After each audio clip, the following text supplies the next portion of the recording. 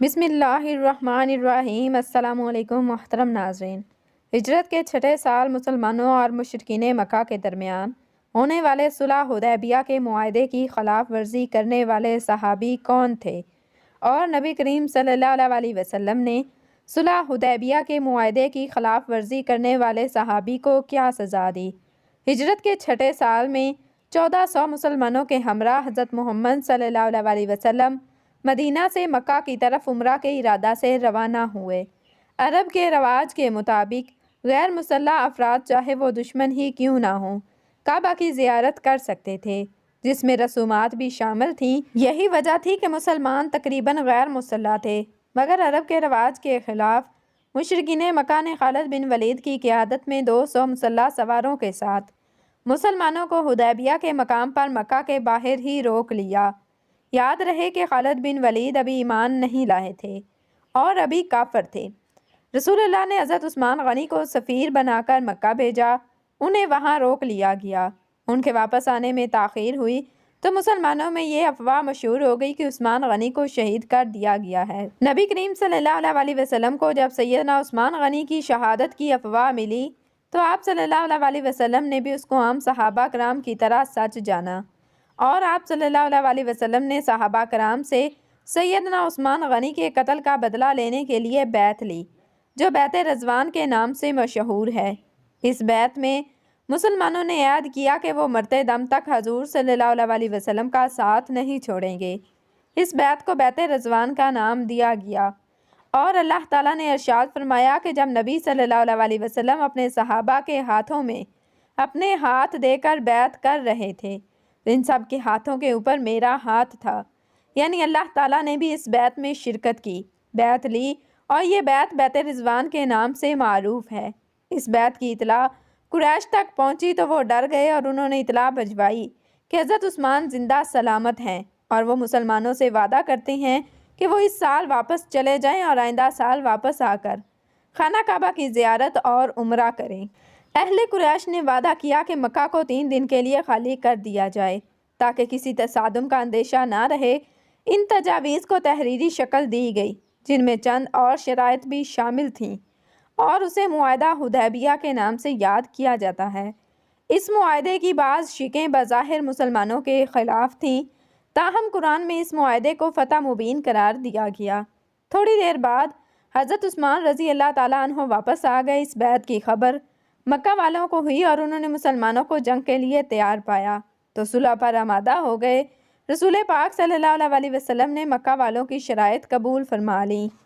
آپ صلی اللہ علیہ وسلم علی بن ابی طالب سے یہ صلح نامہ لکھوایا۔ حضرت علی نے سب سے پہلے تحریر کیا کہ اللہ تعالیٰ کے نام سے شروع، محمد اللہ کے رسول ہیں۔ جب کفار نے یہ دیکھا تو انہوں نے اعتراض کیا کہ ہم اس تحریر کو نہیں مانتے، اس پر صلح کیسے کر سکتے ہیں؟ چنانچہ نبی صلی اللہ علیہ وسلم نے حضرت علی کو حکم دیا کہ میرے نام سے رسول اللہ کاٹ دو۔ حضرت علی رضی اللہ تعالیٰ عنہ نے فرط محبت اور جذبات سے کہا، یا رسول اللہ صلی اللہ علیہ وسلم، علی کبھی بھی آپ کا نام نہیں کاٹ سکتا۔ یعنی حضرت علی رضی اللہ تعالیٰ عنہ نے اس فعل کو گستاخی سمجھا تو نبی صلی اللہ علیہ وسلم نے خود اپنے دست اقدس سے اپنے نام سے رسول اللہ کے حرف کو مٹا دیا۔ صلح حدیبیہ تک مسلمان انتہائی طاقتور ہو چکے تھے، مگر یہ یاد رہے کہ اس وقت مسلمان جنگ کی تیاری کے ساتھ نہیں آئے تھے، اس لیے بعض لوگ چاہتے تھے کہ جنگ ضرور ہو۔ خود مسلمانوں میں ایسے لوگ تھے جن کو معاہدہ کی شرائط پسند نہیں تھیں۔ مثلاً اگر کوئی مسلمان مکہ کے لوگوں کے پاس چلا جائے تو اسے واپس نہیں کیا جائے گا، مگر کوئی مشرک مسلمان ہو کر اپنے بزرگوں کی اجازت کے بغیر مدینہ چلا آئے تو اسے واپس کیا جائے گا۔ سیدنا عمر فاروق رضی اللہ تعالیٰ عنہ نبی کریم صلی اللہ علیہ وسلم کے اس صلح نامے سے خوش نہ تھے۔ وہ حضرت ابو بکر صدیق رضی اللہ تعالیٰ عنہ کے پاس گئے اور جا کر ان سے کہا کہ نبی صلی اللہ علیہ وسلم نے جن شرائط کی بنیاد پر صلح کی ہے وہ مسلمانوں کے لیے شکست کے مترادف ہے۔ تو صدیق اکبر رضی اللہ تعالیٰ عنہ نے کہا کہ اور ڈانٹ دیا کہ وہ رسول اللہ صلی اللہ علیہ وسلم ہیں، ان کا ہر فیصلہ ہماری سر آنکھوں پر ہے، وہ ہمارے سروں کا تاج ہیں۔ عمر فاروق رضی اللہ تعالیٰ عنہ سمجھ گئے کہ اس میں اللہ تعالیٰ کی ضرور کوئی حکمت ہوگی، ورنہ نبی صلی اللہ علیہ وسلم یہ معاہدہ کبھی نہ کرتے۔ حضرت محمد صلی اللہ علیہ وسلم کی دانشمندی سے صلح کا معاہدہ ہو گیا۔ اس کی بنیادی شک یہ تھی کہ 10 سال تک جنگ نہیں لڑی جائے گی اور مسلمان اس سال واپس چلے جائیں گے اور عمرہ کے لیے اگلے سال آئیں گے۔ چنانچہ مسلمان واپس مدینہ آئے اور پھر 629 عیسوی میں حج کیا۔ اس معاہدہ کے بہت سودمند اثرات برآمد ہوئے۔ اس سال مسلمان جو تعداد میں تھوڑے اور غیر مسلح تھے جنگ سے بچ گئے اور اس سے اگلے سال مکہ میں داخل ہوئے۔ معاہدہ کے دوران میں پہلے حضور صلی اللہ علیہ وسلم کا نام محمد رسول اللہ لکھا گیا، مگر مشرکین کو اعتراض ہوا تو حضور صلی اللہ علیہ وسلم نے اپنا سادہ نام لکھوا لیا۔ ایک صحابی ایسے بھی تھے جو اس معاہدے کی خلاف ورزی کر کے مدینہ آ گئے۔ ان کا نام ابو بصیر رضی اللہ تعالیٰ عنہ تھا۔ یہ اس زمانہ میں مشرف با اسلام ہوئے تھے جب تعزیرات مکہ میں اس کی ادنا سزا قید و بند تھی۔ چنانچہ ابو بصیر قبول اسلام کے جرم میں قید میں ڈال دیے گئے۔ ابو بصیر رضی اللہ تعالیٰ عنہ کے بارے میں کہا جاتا ہے کہ یہ نہایت بہادر اور جراح تھے۔ صلح حدیبیہ کے زمانہ میں جب حضرت صلی اللہ علیہ وسلم مکہ تشریف لائے تو ابو بصیر کسی نہ کسی طرح قید سے چھوٹ کر آپ کے پاس پہنچے۔ اس وقت صلح ہو چکی تھی اور اس کی دفعات میں ایک شک یہ بھی تھی کہ جو مسلمان مشرکین کے پاس سے بھاگ کر رسول اللہ کے پاس چلا جائے گا اس کو واپس کر دیں گے۔ اس لیے ان کے آنے کے بعد ہی ازر بن عبد عوف اور اخنس بن شریک نے حضرت صلی اللہ علیہ وسلم کے پاس آدمی بھیجے کہ وہ معاہدے کی روح سے ابو بصیر کو واپس لے آئیں۔ حضرت صلی اللہ علیہ وسلم کو ابو بصیر کی واپسی کے نتائج معلوم تھے، لیکن معاہدہ کی پابندی کے خیال سے آپ نے ابو بصیر سے فرمایا کہ ہم نے ان لوگوں سے جو معاہدہ کیا ہے وہ تم کو معلوم ہے۔ ہمارے مذہب میں بدعہدی اور فریب بہت بری چیز ہے، اس لیے اس وقت تم واپس چلے جاؤ۔ آئندہ خدا تمہاری اور تمہارے ناتواں اور مظلوم مسلمانوں کی رہائی کا کوئی نہ کوئی سامان کر دے گا۔ ابو بصیر مشرکین کے مظالم کا تجربہ کر چکے تھے، اس لیے عرض کیا، یا رسول اللہ، آپ مجھ کو مشرکین کے حوالے کرتے ہیں کہ وہ میرے مذہبی ہیں، مجھے فتنہ میں مبتلا کریں۔ آپ نے فرمایا، ابو بصیر جاؤ، ان قریب اللہ تعالیٰ تمہارے اور دوسرے کمزور مسلمانوں کے لیے کوئی راہ نکال دے گا۔ اس مقرر حکم کے بعد چوں چراں کی گنجائش نہ تھی، اس لیے راضی برضا ہو کر قریش کے آدمیوں کے ساتھ واپس چلے گئے۔ ذو الحلیفہ پہنچ کر ساتھ لے جانے والے آدمی کھجورے کھانے کے لیے ٹھہر گئے۔ ابو بصیر نے ان میں سے ایک سے کہا کہ واللہ تمہاری تلوار کتنی اچھی ہے۔ دوسرے نے بھی ان کی اطاعت کی، تلوار میان سے کھینچ کر کہا، ہاں واللہ نہایت عمدہ تلوار ہے، میں نے اس کا بارہا تجربہ کیا ہے۔ ابو بصیر نے کہا، لاؤ ذرا میں بھی دیکھوں، اور تلوار لے کر ایک شخص کو وہیں ڈھیر کر دیا۔ دوسرا آدمی خوف سے بھاگ نکلا اور مدینہ جا کر مسجد نبوی صلی اللہ علیہ وسلم میں پہنچا۔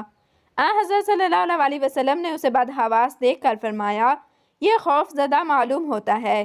قریب جا کر اس شخص نے واقعہ بیان کیا کہ میرا ایک ساتھی آپ کے صحابی ابو بصیر کے ہاتھوں مارا گیا اور میری جان بھی خطرے میں ہے۔ ابھی یہ شخص واقعہ بیان کر رہا تھا کہ ابو بصیر پہنچ گئے اور عرض کیا، یا نبی، آپ کو خدا نے ذمہ داری سے سبکدوش کر دیا، آپ نے مجھے معاہدہ کے مطابق واپس کر دیا تھا، خدا نے مجھے نجات دلا دی۔ حضرت صلی اللہ علیہ وسلم نے ان کی باتیں سن کر فرمایا کہ یہ شخص بھی آتش جنگ بھڑکانے کا آلہ ہے، اگر اسے کچھ مددگار اور ساتھی مل جائیں۔ ابو بصیر نے یہ سنا تو سمجھ گئے نبی کریم صلی اللہ علیہ وسلم نے مجھے پھر واپس بھیج دیں گے، اس لیے مدینہ سے ساحلی مقامات کی طرف نکل گئے۔ کچھ دنوں کے بعد اسی قسم کے ایک اور ستم رسیدہ بزرگ حضرت ابو جندل بھی پہنچ گئے۔ نبی کریم صلی اللہ علیہ وسلم کے فرمان کے مصداق کہ اللہ تمہارے لیے کوئی راستہ ضرور نکال دے گا۔ ان دونوں حضرات نے مشرکین مکہ کے ستائے دوسرے لوگوں کے لیے بھی راستہ کھول دیا اور مظلوم مسلمان قریش کے پنجہ ظلم سے بھاگ بھاگ کر یہاں جمع ہونے لگے۔ چند دنوں میں ان کے خاصی جماعت ہو گئی۔ اتفاق سے قریش کے کاروان تجارت کا گزرگاہ یہی تھا۔ جب کوئی قافلہ گزرتا تو یہ لوگ اہل قافلہ کو قتل کر کے سامان لوٹ لیتے، اس سے قریش کی تجارت خطرے میں پڑ گئی۔ چنانچہ انہوں نے عاجز آ کر حضرت صلی اللہ علیہ وسلم کے پاس آدمی بھیجا کہ خدا اور صلہ رحمی کا واسطہ اس مصیبت سے ہم کو نجات دلا دیں، اور ساتھ ہی یہ پیغام بھیجا کہ آئندہ سے جو مسلمان بھاگ جائے گا وہ آزاد ہے۔ اس پر کلام اللہ کی یہ آیت نازل ہوئی، وہی ہے جس نے مشرکین کا ہاتھ تم سے اور تمہارا ہاتھ ان سے روک دیا۔ اس کے بعد حضرت صلی اللہ علیہ وسلم نے اس آزاد کردہ گروہ کے پاس لکھ بھیجا کہ ابو جندل اور ابو بصیر ہمارے پاس چلے آئیں اور دوسرے لوگ اپنے اپنے گھروں کو واپس چلے جائیں۔ یہ خط ایسے وقت پہنچا کہ حضرت ابو بصیر مرگے بستر پر تھے۔ خط ہاتھ میں لے کر پڑھتے پڑھتے روئے قفس انصری سے پرواز کر گئی۔ ابو جندل نے نماز جنازہ پڑھا کر اسی ویرانہ میں سپرد خاک کیا اور یادگار کے طور پر قبر کے پاس ایک مسجد بنا دی۔ ناظرین، ویڈیو کیسی لگی؟ ویڈیو کو لائک کر دیں، شیئر کر دیں۔ مزید ایسی ویڈیوز اور معلومات کے لیے ہمارے چینل کو سبسکرائب کر دیں۔ جزاکم اللہ خیرا کثیرا۔